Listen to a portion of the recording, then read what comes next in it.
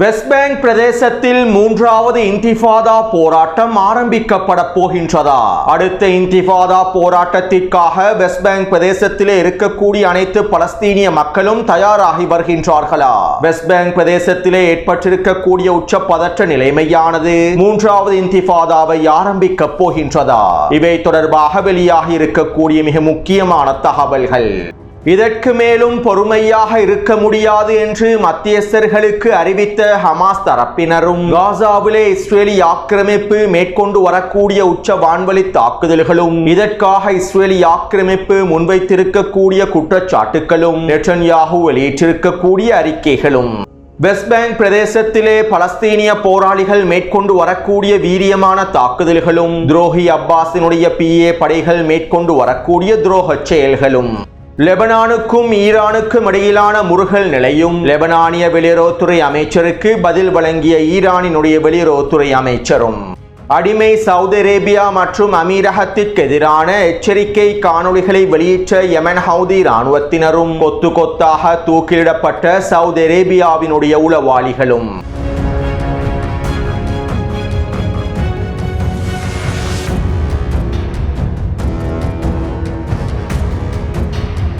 X தளத்திலே இருக்கக்கூடிய கணக்குகள் மற்றும் சேனல்கள் எங்கிருந்து இயக்கப்படுகின்றது என்பது தொடர்பான தகவல்களை தற்போது எக்ஸ் தளமானது முழுமையாக வெளியிட்டுள்ளது.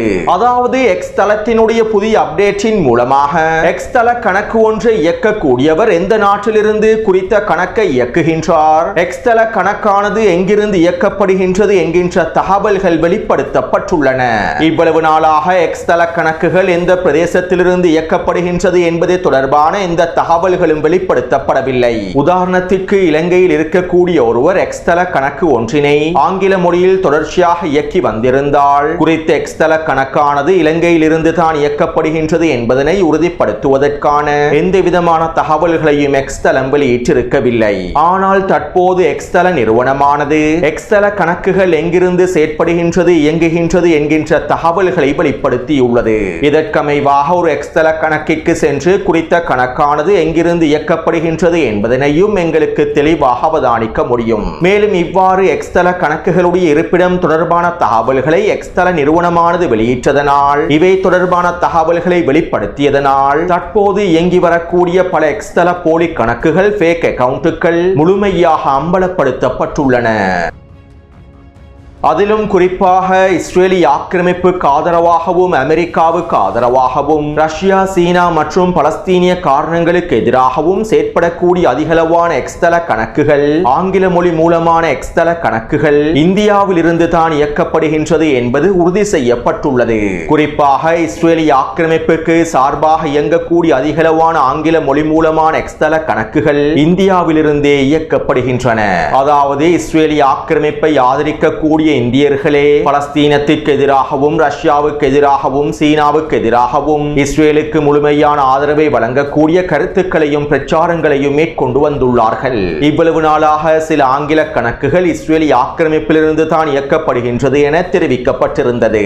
ஆனால் இந்த எக்ஸ் தள கணக்குகள் அனைத்தும் உண்மையில் இந்தியாவிலிருந்தே இயக்கப்படுகின்றது. மேலும் இவை தொடர்பாக சில இராணுவ ஆய்வாளர்கள் இவ்வாறு தெரிவித்துள்ளார்கள். அதாவது பொட்டாமியை பயன்படுத்தி இஸ்ரேலுக்கு ஆதரவான கருத்துக்களை விதைப்பதில் இஸ்ரேலுக்கும் இந்தியாவுக்கும் இடையில் சில ஒப்பந்தங்கள் மேற்கொள்ளப்பட்டிருப்பதாகவும் இந்தியாவை பயன்படுத்திய இஸ்ரேலி ஆக்கிரமிப்பு அதிகளவான பொட் வேலை திட்டங்களை மேற்கொள்வதாகவும் சமூக ஊடக வலைத்தள பிரச்சாரங்களில் இந்தியாவினுடைய பொட் கணக்குகளையே அதிகமாக பயன்படுத்துவதாகவும் தெரிவித்துள்ளார்கள்.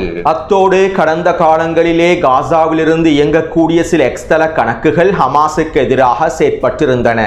நாங்கள் காசாவில் தான் இருக்கின்றோம், காசாவினுடைய இந்த நிலைமைகளுக்கு காரணம் ஹமாஸ் தான், மேலும் நாங்கள் ஹமாஸுக்கு எதிராகவே காசாவில் செயற்பட்டு வருகின்றோம் என பல எக்ஸ் தள கணக்குகள் பிரச்சாரங்களையும் வேலை திட்டங்களையும் முன்னெடுத்திருந்தன. மேலும் இந்த எக்ஸ் தள கணக்குகள் அனைத்தும் காசாவினுடைய களத்திலிருந்து செயற்படுவதாகவே தெரிவிக்கப்பட்டிருந்தது.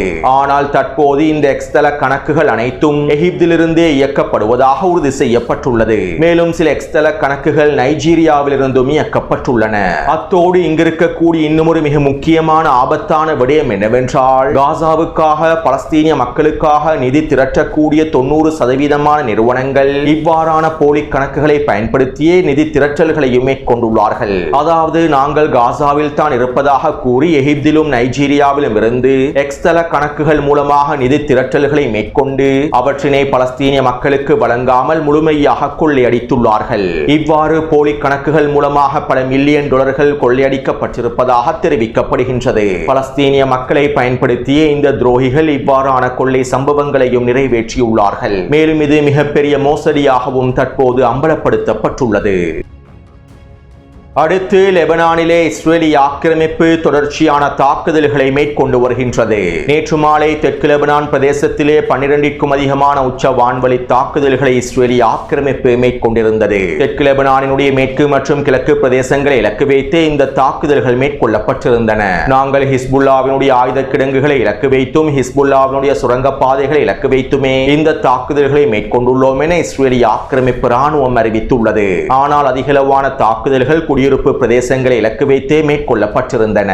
மேலும் வாகனம் ஒன்றை இலக்கு வைத்தும் இஸ்ரேலி ஆக்கிரமிப்பு ட்ரோன் தாக்குதல் ஒன்றை மேற்கொண்டிருந்தது. வளமை போன்று குறித்த ட்ரோன் தாக்குதலில் ஹிஸ்புல்லா ராணுவத்தினுடைய உறுப்பினர் ஒருவரே படுகொலை செய்யப்பட்டுள்ளார்.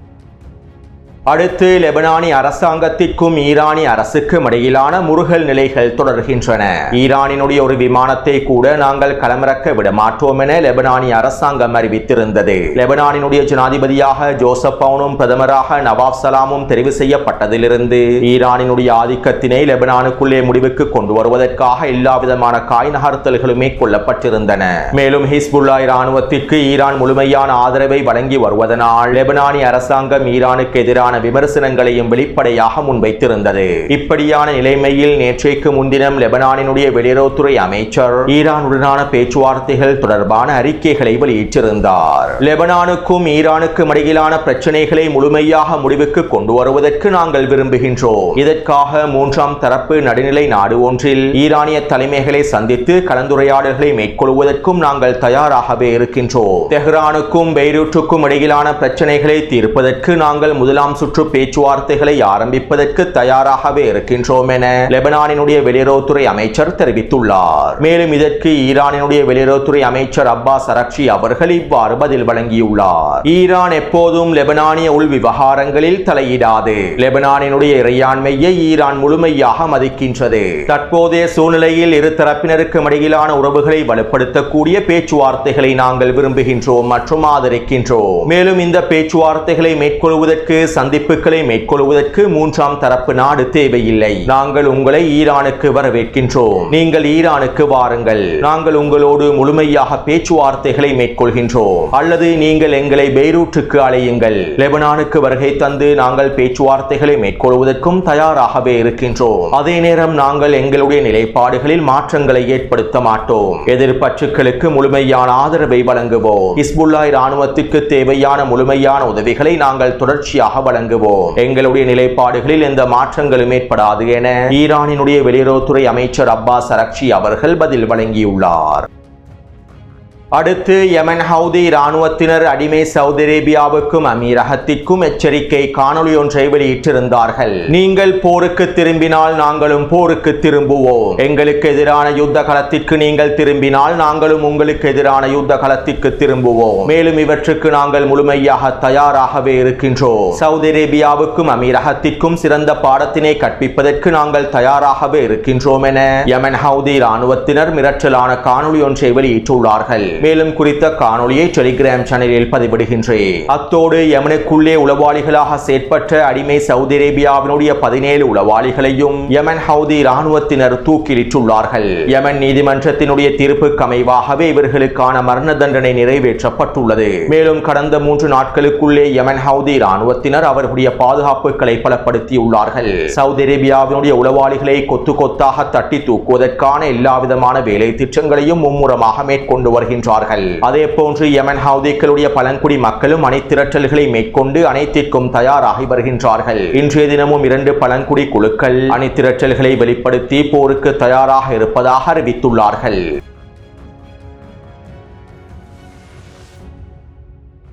வெஸ்ட் பேங்கினுடைய நிலைமைகள் நாளுக்கு நாள் மோசமடைந்து செல்கின்றன. ஆயுதமேந்திய நிலத்திடர்களுடைய அட்டூழியங்களும் கொடூரங்களும் நாளுக்கு நாள் வெஸ்ட் பேங்க் பிரதேசத்திலே அதிகரித்து செல்கின்றன. கடந்த 48 மணித்தியாலங்களுக்குள் ஆயுதமேந்திய நிலத்திடர்கள் வெஸ்ட் பேங்கினுடைய பல பிரதேசங்களில் பலஸ்தீனியர்களுடைய வீடுகளை தீயிட்டு கொளுத்தியுள்ளார்கள். குறிப்பாக நப்லஸ் பிரதேசத்திலே 5க்கும் அதிகமான வீடுகளை முழுமையாக தீயிட்டு கொளுத்தியுள்ளார்கள். பலஸ்தீனிய மக்களுடைய பயிர்ச்செய்கை நிலங்களையும் அவர்களுடைய வியாபார தலங்களையும் தீயிட்டு கொளுத்தியுள்ளார்கள். மேலும் இவ்வாறு கடந்த 48 மணித்தியாலங்களுக்குள் ஆயுதமேந்திய நிலத்திடர்கள் 15க்கும் அதிகமான தாக்குதல் சம்பவங்களில் பங்கேற்றிருப்பதாக தெரிவிக்கப்படுகின்றது. வெஸ்ட் பேங்க் பிரதேசத்திலே 8 லட்சம் நிலத்திடர்கள் வாழ்கின்றார்கள். இவர்களில் 5 லட்சத்திற்கும் அதிகமான நிலத்திடர்களுக்கு ஆயுதங்கள் வழங்கப்பட்டுள்ளன. இஸ்ரேலிய ஆக்கிரமிப்பின் தேசிய பாதுகாப்பு அமைச்சர் பென்கூவினுடைய தலைமையிலேயே இந்த ஆயுதங்கள் வழங்கப்பட்டு வருகின்றன. எஞ்சிருக்கக்கூடிய 3 லட்சத்திற்கும் அதிகமான நிலத்திடர்களுக்கும் ஆயுதங்களை வழங்கக்கூடிய வேலை திட்டங்கள் தொடர்ச்சியாக மேற்கொள்ளப்பட்டு வருகின்றன. வெஸ்ட் பேங்க் பிரதேசத்திலே பலஸ்தீனிய மக்களுக்கு எதிரான தாக்குதல்களை அதிகரிக்க வேண்டும் என்பதற்காகவும் ஆயுதத்தினை பயன்படுத்தி பலஸ்தீனிய மக்களை அச்சமூட்டி அவர்களுடைய வீடுகளையும் நிலங்களையும் வர்த்தக பிரதேசங்களையும் கைப்பற்றிக் கொள்ள வேண்டும் என்பதற்காகவுமே இந்த வேலை திட்டங்கள் முன்னெடுக்கப்பட்டு வருகின்றன. கடந்த 3 மாதத்திற்குள் மாத்திரம் வெஸ்ட் பேங்க் பிரதேசத்திலே 3 மசூதிகளும் தீயிட்டு கொளுத்தப்பட்டுள்ளன. இதே போன்று அல்-அக்ஸா மசூதிக்கு எதிரான செயற்பாடுகளை மேற்கொள்வதற்கும் இந்த ஆயுதமேந்திய நிலத்திடர்கள் தொடர்ச்சியான வேலை திட்டங்களை மேற்கொண்டு வருகின்றார்கள். பென்கோவிர் மற்றும் ஸ்மோட்ரிச்சின் தலைமையிலேயே இந்த வேலை திட்டங்கள் அனைத்தும் மேற்கொள்ளப்பட்டு வருகின்றன. அத்தோடு அல்-அக்ஸா வெள்ளப்போர் ஆரம்பிக்கப்பட்டதிலிருந்து இஸ்ரேலிய ஆக்கிரமிப்பு வெஸ்ட் பேங்க் பிரதேசத்திலே அதனுடைய தாக்குதல்களையும் விரிவாக்கத்தையும் பல மடங்கினால் அதிகரித்துள்ளது. வெஸ்ட் பேங்கினுடைய ஜெனின் வடக்கு பிரதேசத்தையும் துல்கராம் வடக்கு பிரதேசத்தையும் காசாவை போன்ற இஸ்ரேலிய ஆக்கிரமிப்பு ராணுவம் குறித்த பகுதிகளை தரைமட்டமாக்கியுள்ளது. ஜெனின் பகுதியினுடைய வடக்கு பிரதேசத்திலே கிட்டத்தட்ட 2000க்கும் அதிகமான வீடுகளும் குடியிருப்பு பிரதேசங்களும் முழுமையாக அளிக்கப்பட்டுள்ளன. துல்கராம் பிரதேசத்திலே இருக்கக்கூடிய பல பலஸ்தீனிய தெருக்கள் முழுமையாக தரைமட்டமாக்கப்பட்டுள்ளன. இவை தொடர்பாக முன்னைய காணொளிகளிலும் பல தகவல்களை பதிவிட்டிருந்தேன். மேலும் இஸ்ரேலிய ஆக்கிரமிப்பின் இந்த கொடூரங்களினால் வெஸ்ட் பேங்கினுடைய வடக்கு பிரதேசத்திலிருந்து இதுவரைக்கும் 1 லட்சத்திற்கும் அதிகமான பலஸ்தீனிய மக்கள் வெளியேறியுள்ளார்கள். அதிகளவான பலஸ்தீனிய மக்கள் வெஸ்ட் பேங்கினுடைய தெற்கு பிரதேசத்தை நோக்கியும் ஜோர்டானை நோக்கியுமே இடம்பெயர்ந்துள்ளார்கள். மேலும் தற்போதும் வெஸ்ட் பேங்கினுடைய வடக்கு பிரதேசத்திலிருந்து அதிகளவான பலஸ்தீனிய மக்கள் தெற்கை நோக்கியும் ஜோர்டானை நோக்கியும் தொடர்ச்சியாக இடம்பெயர்ந்து வருகின்றார்கள் என்பதும் குறிப்பிடத்தக்க விடயமாகும். அத்தோடு கடந்த வாரம் இஸ்ரேலிய ஆக்கிரமிப்பு ராணுவம் அதிகளவான படைப்பிரிவுகளை வெஸ்ட் பேங்க் பிரதேசம் முழுவதும் களமிறக்கியது. கிட்டத்தட்ட 5க்கும் அதிகமான படைப்பிரிவுகள் வெஸ்ட் பேங்க் பிரதேசத்திலே முழுமையாக களமிறக்கப்பட்டுள்ளன. அல்-அக்ஸா வெள்ளப்போர் ஆரம்பிக்கப்பட்டதிலிருந்து வெஸ்ட் பேங்க் பிரதேசத்திலே இருக்கக்கூடிய பலஸ்தீனிய போராளிகளும் தொடர்ச்சியான வீரியமான தாக்குதல்களை மேற்கொண்டு வருவதனால் இஸ்ரேலிய ஆக்கிரமிப்பு வெஸ்ட் பேங்க் பிரதேசத்தினை முழுமையாக கட்டுப்படுத்துவதற்கே இந்த படைகளை முழுமையாக களமிறக்கியுள்ளது. காசாவுக்கு அடுத்தபடியாக வெஸ்ட் பேங்க் பிரதேசத்திலும் ஆக்கிரமிப்பை அதிகரிப்பதற்காகவும் பலஸ்தீனிய போராளிகளை முடக்கி பலஸ்தீனிய போராளிகளை நிராயுதபாணியாக்குவதற்கான வேலை திட்டங்களை மேற்கொள்வதற்காகவுமே தற்போது இஸ்ரேலிய ஆக்கிரமிப்பு ராணுவம் விரைந்து செயற்பட்டு வருகின்றது. அதே நேரம் பலஸ்தீனிய போராளிகளும் வீரியமான தாக்குதல்களை மேற்கொண்டு வருகின்றார்கள். கடந்த 48 மணித்தியாலங்களுக்குள் பலஸ்தீனிய போராளிகள் 8க்கும் அதிகமான தாக்குதல்களை மேற்கொண்டுள்ளார்கள். ஜெனின் மற்றும் நப்லஸ் பிரதேசத்திலே 3 சோதனை சாவடிகளை இலக்கு வைத்து இந்த தாக்குதல்கள் மேற்கொள்ளப்பட்டன. மேலும் டூபாஸ் மற்றும் துல்கராம் ஆகிய பிரதேசங்களில் பொறிவைத்து இஸ்ரேலிய ஆக்கிரமிப்பு வாகனங்களை இலக்கு வைத்துள்ளார்கள். இந்த தாக்குதல்களிலே 5க்கும் அதிகமான இஸ்ரேலிய ஆக்கிரமிப்பு சிப்பாய்கள் கொல்லப்பட்டும் படுகாயங்களுக்கு உள்ளாக்கப்பட்டிருப்பதாகவும் தெரிவிக்கப்படுகின்றது. அதே நேரம் குறித்த தாக்குதல்களினால் 2 பலஸ்தீனிய போராளிகளும் கொல்லப்பட்டுள்ளார்கள். இந்த தாக்குதல்களை தொடர்ந்து இஸ்ரேலிய ஆக்கிரமிப்பு ராணுவம் வெஸ்ட் பேங்க் பிரதேசம் முழுவதும் அடுத்த கட்ட சோதனை நடவடிக்கைகளை ஆரம்பித்திருந்தது. ஒவ்வொரு வீடாக சோதனை செய்து பலஸ்தீனிய போராளிகளின் குடும்ப உறுப்பினர்களை கைது செய்யக்கூடிய நடவடிக்கைகளை ஆரம்பித்திருந்தது. இதற்கமைவாக கடந்த 48 மணித்தியாலங்களுக்குள் 120க்கும் அதிகமான பலஸ்தீனியர்கள் கைது செய்யப்பட்டுள்ளார்கள். மேலும் இவ்வாறு பலஸ்தீனியர்கள் கைது செய்யப்படுவதற்கு பின்னால் துரோகி அப்பாஸினுடைய PA படைகளே காணப்படுகின்றன. பலஸ்தீனிய போராளிகள் தொடர்பாகவும் அவர்களுடைய குடும்ப உறுப்பினர்கள் தொடர்பாகவும் அனைத்து தகவல்களையும் துரோகி அப்பாஸினுடைய PA படைகளே இஸ்ரேலிய ஆக்கிரமிப்புக்கு வழங்குகின்றன. இதனாலேயே இஸ்ரேலிய ஆக்கிரமிப்பு இலகுவாக பலஸ்தீனிய போராளிகளின் குடும்ப உறுப்பினர்களை கைது செய்கின்றது. அடுத்து வெஸ்ட் பேங்க் பிரதேசத்தினுடைய அடுத்த கட்ட தாக்குதல்கள் தொடர்பாக விசேட போரமைச்சரவை கூட்டத்தினை நெட்டன்யாஹூ நடத்தியிருந்தார். இந்த போரமைச்சரவை கூட்டத்தில் இஸ்ரேலிய ஆக்கிரமிப்பினுடைய இராணுவ தலைமை அதிகாரி எல் ஜமீர் இவ்வாறு தெரிவித்தார். நாங்கள் லெபனானிலும் காசாவிலும் எங்களுடைய இராணுவத்தின் ஸ்திரத்தன்மையை நிலைநிறுத்த வேண்டுமாக இருந்தால், எங்களுடைய இராணுவத்தின் சமநிலையை பேண வேண்டுமாக இருந்தால், நாங்கள் வெஸ்ட் பேங்கினுடைய நிலைமைகளை கட்டுப்பாட்டுக்குள் கொண்டு வர வேண்டும். வெஸ்ட் பேங்க் பிரதேசத்திலே தற்போது எங்களுடைய குடியிருப்பாளர்கள் பலஸ்தீனியர்களுக்கு எதிரான தாக்குதல்களை மேற்கொண்டு வருகின்றார்கள். இந்த தாக்குதலினால் வெஸ்ட் பேங்க் பிரதேசத்தில் இருக்கக்கூடிய மக்கள் அணிதிரட்டல்களை தொடர்ச்சியாக மேற்கொண்டு வருகின்றார்கள். தற்போதைய சூழ்நிலையில் இதற்கு நாங்கள் இடமளிக்க கூடாது. லெபனானிலும் காசாவிலும் அனைத்து விடயங்களையும் முடித்ததற்கு பின்பு நாங்கள் வெஸ்ட் பேங்கிலே முழுமையாக களமிறங்க வேண்டும். அவசரப்பட்டு நாங்கள் தற்போது வெஸ்ட் பேங்க் பிரதேசத்திலே தாக்குதல்களை விரிவாக்க கூடாது.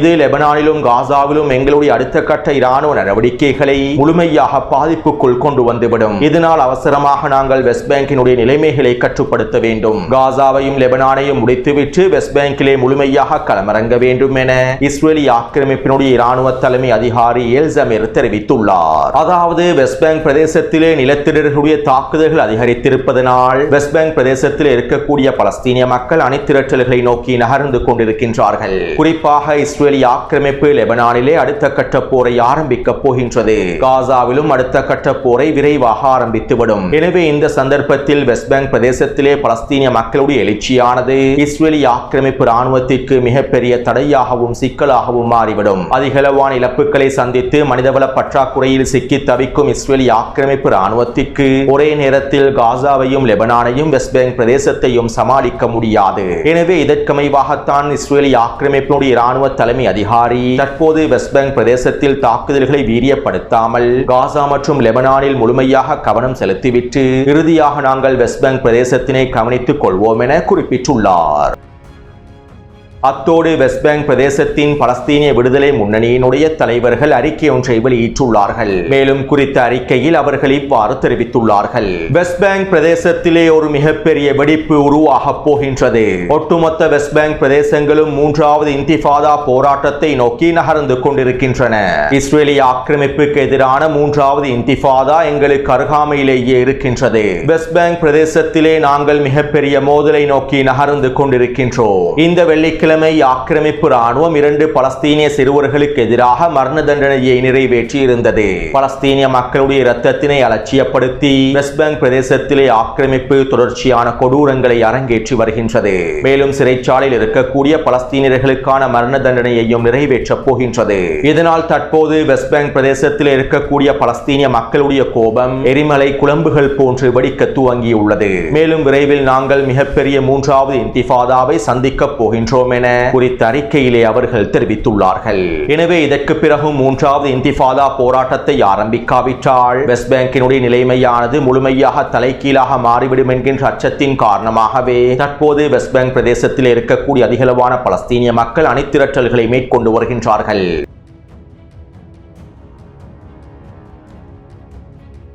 அடுத்து காசாவிலே இஸ்ரேலிய ஆக்கிரமிப்பு ராணுவம் உச்ச வான்வழி தாக்குதல்களை மேற்கொண்டு வருகின்றது. நேற்று மாலை மத்திய காசாவின் தேர் எல் பலா பிரதேசத்திலும் நுஸ்ரத் முகாம் பிரதேசத்திலும் கான்யூனிஸினுடைய மத்திய மற்றும் மேற்கு பிரதேசங்களிலும் வடக்கு காசாவிலும் உச்ச வான்வழி தாக்குதல்களை மேற்கொண்டிருந்தது. ரஃபா பிரதேசத்தில் இருக்கக்கூடிய பலஸ்தீனிய போராளிகள் எங்களுடைய இராணுவத்திற்கு எதிரான தாக்குதல்களை மேற்கொண்டுள்ளார்கள். இதனாலேயே நாங்கள் இதற்கான பதிலடி தாக்குதல்களை மேற்கொண்டுள்ளோம் என இஸ்ரேலிய ஆக்கிரமிப்பு ராணுவம் அறிவித்துள்ளது.